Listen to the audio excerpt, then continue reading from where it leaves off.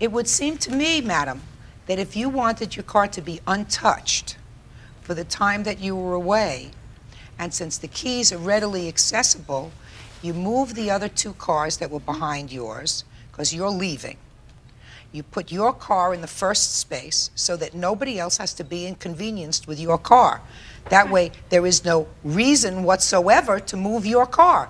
Your car is in the first spot. Everybody else has to be behind you. Actually, why didn't you do that?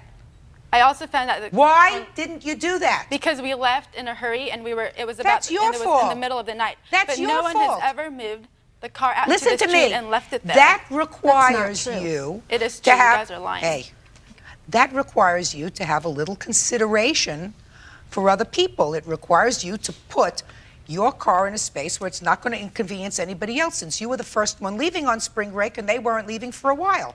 You chose not to do that. It's not their fault.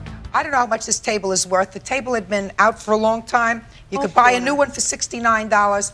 I'm going to give you credit for $40 for the table, because I think if you put the table back outside and she had taken the trouble to put the table inside so it wouldn't be stolen, you are at least partially responsible for that. Pay careful attention to me.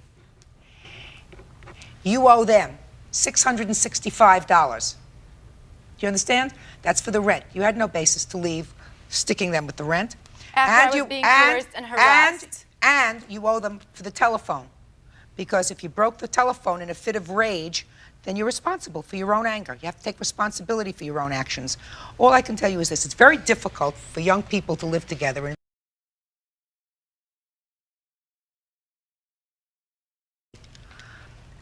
But there have to be certain rules.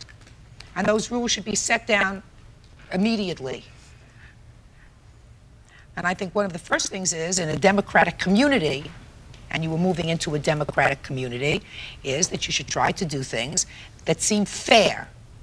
This whole problem started with you, madam, because you did something to these young ladies that they didn't feel was fair.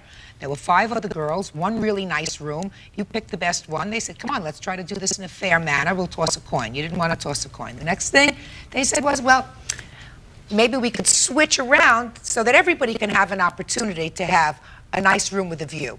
You also dismissed that idea. Now, I didn't get into not doing your end of the recycling or putting in your $10 being a good citizen. But that's what happens when you live together. That's what you have to do. You can't always get the best piece of the pie. Sometimes you have to share. That's it. Judgment for the plaintiff in the amount of $665.